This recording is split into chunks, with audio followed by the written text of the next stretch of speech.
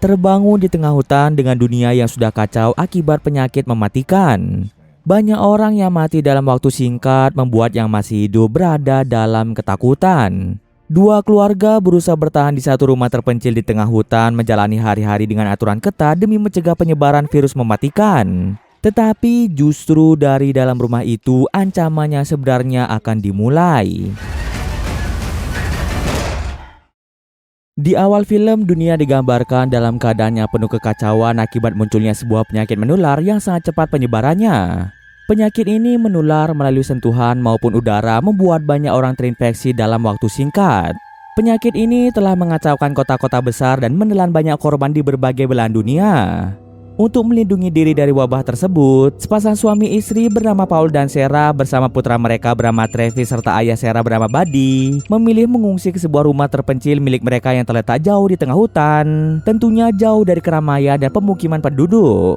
Mereka menjalani kehidupan dengan penuh waspada, bahkan selalu memakai masker dan sarung tangan setiap kali melakukan aktivitas di luar rumah demi menghindari kemungkinan tertular oleh penyakit tersebut. Meski sudah berada di tempat yang jauh dari pemukiman, nasib buruk tetap menghampiri keluarga ini. Buddy yang tinggal bersama mereka sejak awal mulai menunjukkan gejala terjangkit oleh penyakit itu.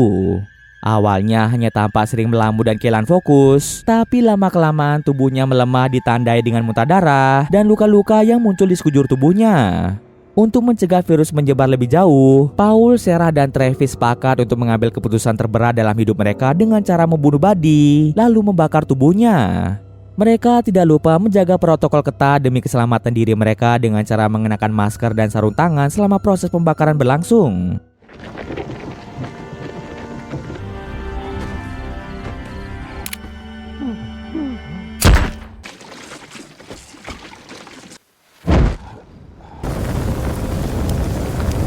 Sementara Sarah yang tidak sanggup menyaksikan ayahnya akan dibunuh, memilih mengurung diri di kamar sambil mencoba menerima kenyataan pahit itu. Malam harinya saat Travis tertidur lelap, ia tiba-tiba dibangunkan oleh Sarah yang tampak panik. Ia mengatakan ada seseorang yang mencoba masuk ke dalam rumah. Gonggongan anjing mereka pun terus terdengar dari arah pintu depan sebagai tanda adanya penyusup. Paul, Sarah, dan Travis segera bersiap-siap mengambil senjata dan mengenakan masker serta sarung tangan siap menghadapi ancaman tersebut.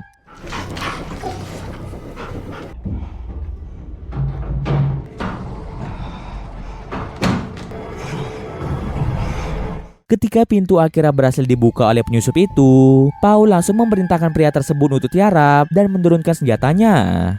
Paul kemudian bertanya dengan tegas apakah pria itu terinfeksi virus atau tidak. Pria itu menjawab dirinya sehat dan tidak terinfeksi. Paul kembali bertanya apakah ada orang lain yang ikut menyusup bersama pria tersebut, namun pria itu mengatakan dia datang sendirian. Walau begitu, Paul tidak mudah percaya begitu saja dan untuk berjaga-jaga, Paul membuat pria itu pingsan. Paul meminta Sarah dan Travis untuk menjaga pria tersebut, sementara dirinya keluar berkeliling untuk memeriksa apakah ada penyusup lain di sekitar rumah.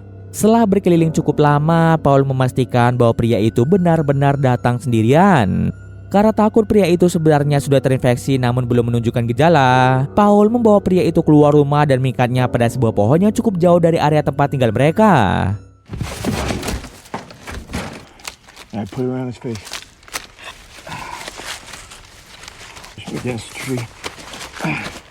Untuk mencegah pria itu berteriak meminta pertolongan, mulutnya langsung ditutup lakban. Mereka berencana membiarkannya terikat di sana selama seharian. Jika pria itu mulai menunjukkan tanda-tanda terinfeksi, Paul terpaksa harus mengambil tindakan dengan membunuh dan membakar pria tersebut. Setelah memastikan situasi aman, mereka fokus memperbaiki kunci pintu yang rusak akibat upaya penyusupan tadi. Tak hanya itu, mereka juga menutup semua akses masuk lain yang bisa dilalui dengan mudah oleh para penyusup, memastikan tidak ada celah untuk masuk ke dalam rumah mereka. Setelah seharian berlalu, pagi harinya Paul mengenakan perlengkapan lengkap berupa masker dan sarung tangan, lalu keluar untuk memeriksa kondisi pria yang diikat di pohon. Ternyata setelah diperiksa, pria itu memang tidak terjangkit virus. Paul lalu mengajukan beberapa pertanyaan penting. Ia menegaskan agar pria itu menjawab dengan jujur, karena jika ketahuan berbohong, Paul akan mengambil tindakan tegas dengan membunuhnya.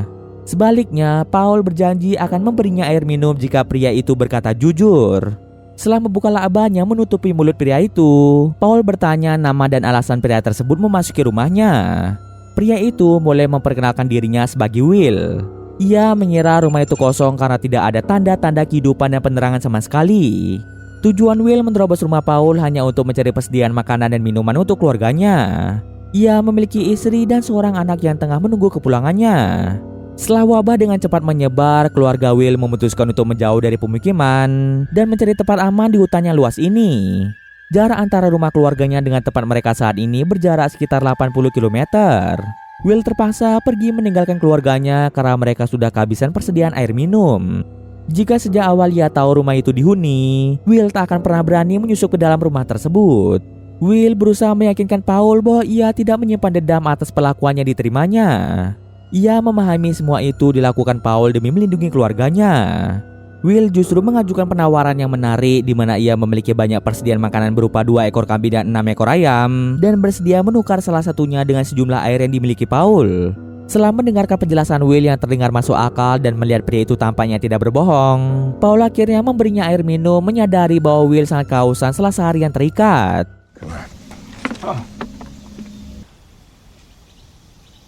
Namun sebelum mengambil keputusan akhir mengenai nasib Will, Paul memutuskan untuk berdiskusi terlebih dahulu dengan Sarah. Ia menjelaskan semua yang didapat dari percakapannya dengan Will, termasuk informasi bahwa Will memiliki istri dan anak yang juga berjuang bertahan hidup di tengah hutan sekitar 80 km dari lokasi mereka sekarang. Setelah mengetahui Will, istri dan anaknya tidak terinfeksi, Sarah mengusulkan ide untuk membawa mereka ke rumah ini.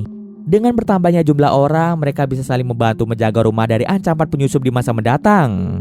Selain itu, mereka bisa saling bekerja sama dalam mencari persediaan makanan, air bersih, serta kayu bakar untuk bertahan hidup di tengah situasi yang sulit ini.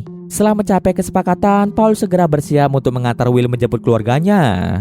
Ia menggunakan mobilnya sebagai satu-satunya alat transportasi yang masih bisa digunakan. Sebelum berangkat, Paul meminta Sarah untuk tetap tinggal di rumah dan menjaga Travis, memastikan rumah tetap aman selama ia pergi.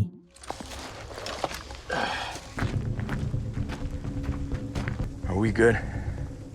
We're good. Perjalanan menuju tempat tinggal keluarga Will tidak semulus yang mereka harapkan. Di perjalanan, mereka tiba-tiba disergap oleh 2 orang bersenjata yang melepaskan tembakan ke arah mobil mereka.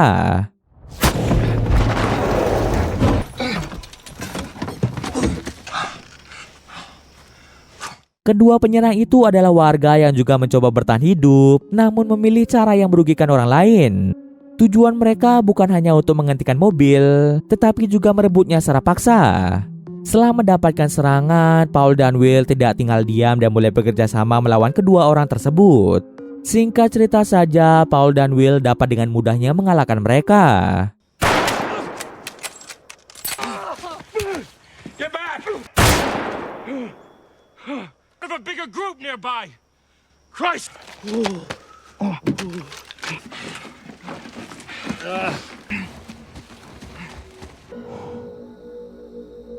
Setelah memastikan semuanya aman terkendali, Paul dan Will melanjutkan perjalanan untuk menjemput keluarga Will. Beberapa jam kemudian, Paul dan Will akhirnya kembali ke rumah dengan selamat.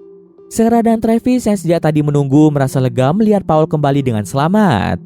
Paul datang bersama keluarga Will yang terdiri dari istri Will bernama Kim dan anak mereka yang masih kecil bernama Andrew.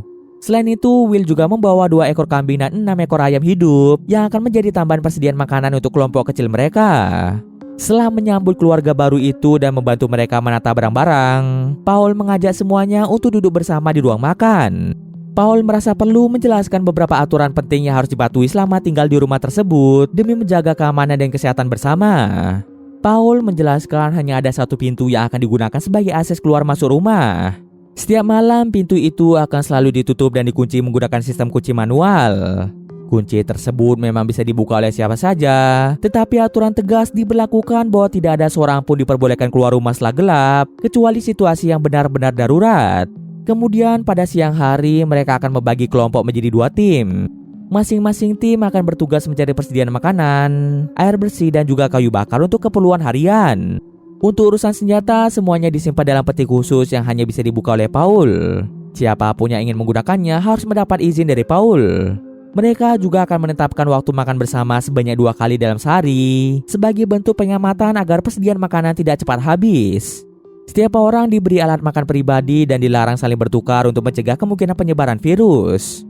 Tak kalah penting, setelah mandi, setiap orang diwajibkan mengosongkan ember yang dipakai agar tidak meninggalkan jejak air yang mungkin membawa kontaminasi. Setelah semua aturan disampaikan dengan jelas, Paul berharap Will dan Kim tidak keberatan dengan sejumlah aturan tersebut. Ternyata baik Will maupun Kim menerima semua aturan yang ada demi kebaikan mereka bersama. The door leading to the back room, we never go out at night. Nighttime we use buckets and empty. Hari demi hari pun berlalu dan kehidupan mereka di tengah hutan mulai berjalan lebih teratur. Masing-masing anggota keluarga menjalankan tugasnya dengan penuh tanggung jawab. Ada yang pergi mencari air bersih di pagi hari. Ada pula yang menjelajahi hutan untuk mencari makanan tambahan dan mengumpulkan kayu bakar yang akan digunakan untuk keperluan masak maupun menghangatkan diri saat malam tiba.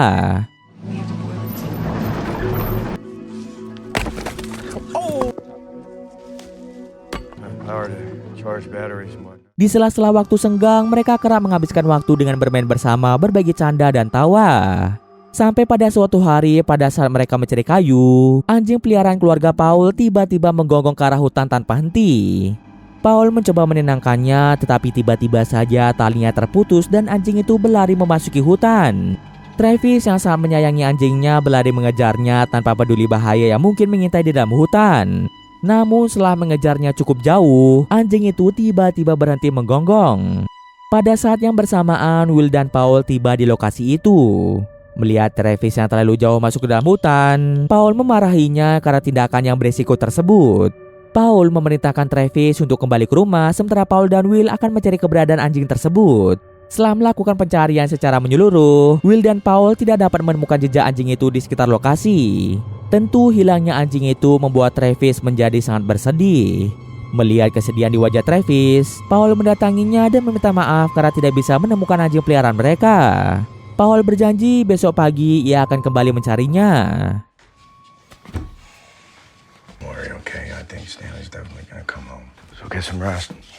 Malamnya ketika semua orang sudah tidur, Travis terbangun setelah mendengar adanya suara. Ketika ditelusuri, ternyata suara itu berasal dari Andrew yang entah bagaimana bisa tidur di lantai ruang tamu. Travis segera membangunkannya dan membawanya kembali ke dalam kamar. Setelah mengantar Andrew menuju kamar, Travis iseng mengecek pintu depan. Alangkah terkejutnya Travis melihat pintu depan dalam kondisi terbuka. Tak ingin mengambil resiko, Travis langsung membangunkan semuanya. Mengira ada penyusup yang datang, mereka semua bersiap dengan mengambil senjata. Tak lupa mereka juga mengenakan masker dan sarung tangan sebagai protokol keamanan. Ketika pintu depan diperiksa, alangkah terkejutnya mereka menyaksikan anjing peliharaan keluarga Paul yang dalam kondisi sekarat. Tak ingin membuat Travis bersedih, Paul menyuruhnya masuk ke dalam kamar sementara anjing itu biar Paul dan Will yang mengurusnya. Takut anjing itu telah terinfeksi, Paul dan Will membakar hewan itu untuk menghentikan penyebaran virus.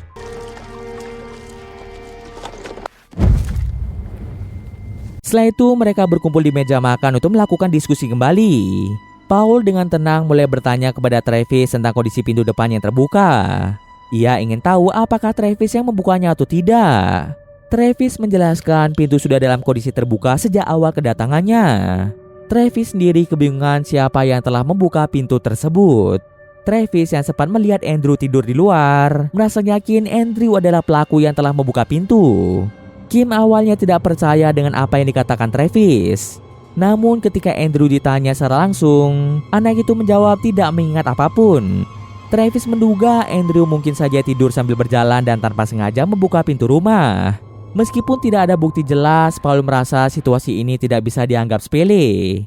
Sebagai langkah pencegahan, Paul memutuskan untuk membatasi interaksi antara keluarganya dengan keluarga Will selama 1 hingga 2 hari ke depan. Setiap keluarga akan berada di ruang terpisah untuk menghindari potensi resiko tertular virus. Setelah semua pihak menyetujui keputusan Paul, keluarga Will dipersilakan untuk membawa sejumlah makanan dan persediaan air selama beberapa hari ke depan. Begitu pula dengan keluarga Will yang juga mengambil bagian masing-masing untuk persediaan mereka. Di kamar, Travis terlihat sangat cemas dan khawatir. Meski ia yakin dirinya bukanlah orang yang membuka pintu, Travis khawatir akan kemungkinan terpapar penyakit. Ia teringat dirinya sempat menyentuh tubuh Andrew tanpa mengenakan sarung tangan ketika membantu mengantarnya kembali ke kamar.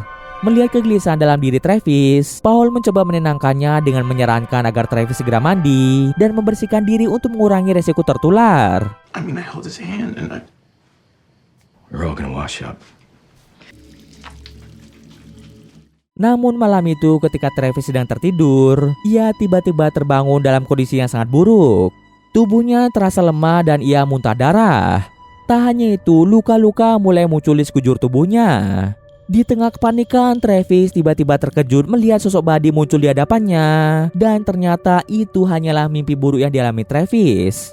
Setelah terbangun dari mimpi buruknya, Travis diam-diam keluar dari kamar menuju loteng dengan niat mendengarkan pembicaraan keluarga Will secara diam-diam.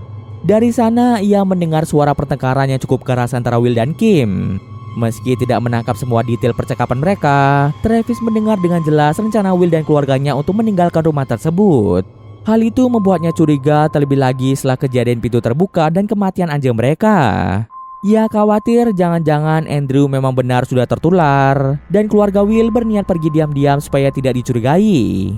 Menyadari ada yang tidak beres, Travis segera membangunkan kedua orang tuanya dan memberitahu mereka bahwa kemungkinan besar Andrew sudah terinfeksi, sehingga keluarga Will berencana pergi diam-diam. Mendengar kabar itu, Paul dan Sarah bersiap dengan mengambil senjata, masker, dan sarung tangan. Jika benar Andrew telah terinfeksi, mereka harus bertindak cepat sebelum virus menyebar lebih luas. Paul dan Sarah lalu meminta Travis untuk tetap menunggu di kamar, sementara mereka berdua bergegas menuju kamar keluarga Will. No, we don't know that, okay? We don't know that.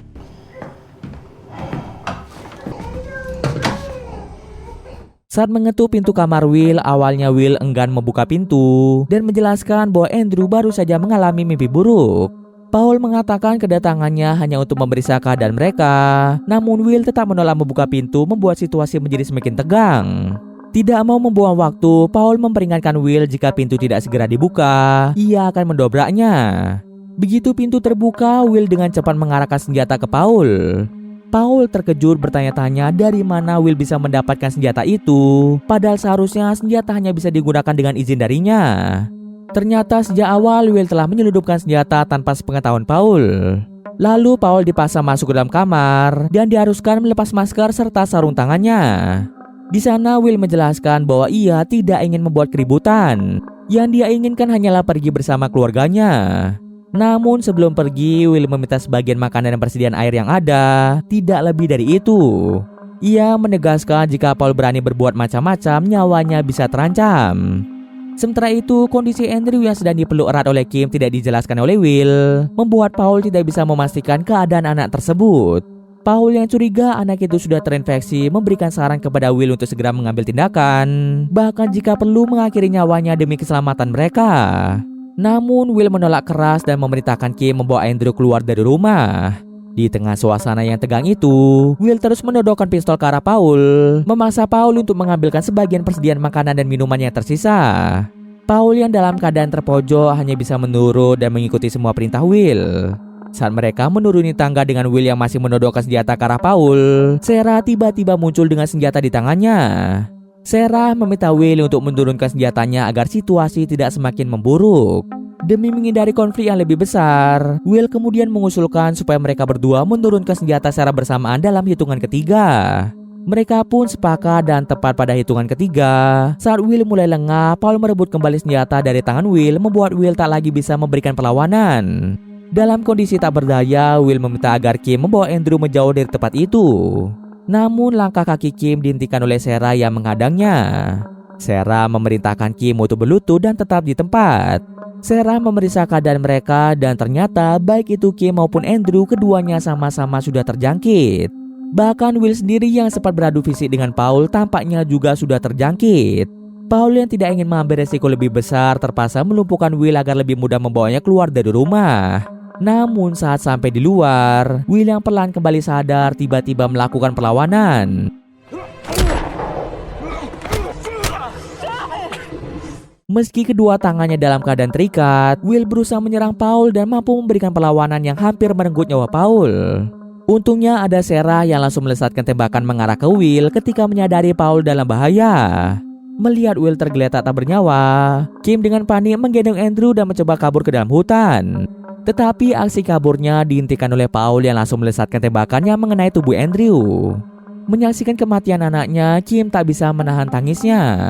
Paul yang tidak menunjukkan sedikit pun rasa iba, mengakhiri semuanya dengan satu tembakan terakhir yang membuat Kim pun tewas.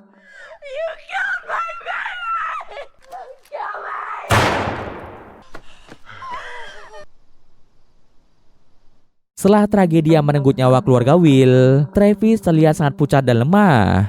Tidak butuh waktu lama untuk menyadari bahwa Travis telah terjangkit penyakit yang sama akibat pernah menyentuh tubuh Andrew sebelumnya. Terbaring sakit di tempat tidurnya, Travis mendapatkan perhatian dari Sarah dan Paul yang berusaha menghiburnya di saat-saat terakhir tanpa menggunakan protokol kesehatan yang ketat. Mereka semua larut dalam kesedihan menyadari bahwa nyawa Travis tidak akan bertahan lama. Scene akhir memperlihatkan Paul dan Sarah yang juga sudah terjangkit duduk di ruang makan sambil meratapi nasib mereka. Dan cerita pun selesai. Oke, mungkin sekian dulu video kali ini. Jika ada kesalahan, mohon maaf. Oke, see you next video guys.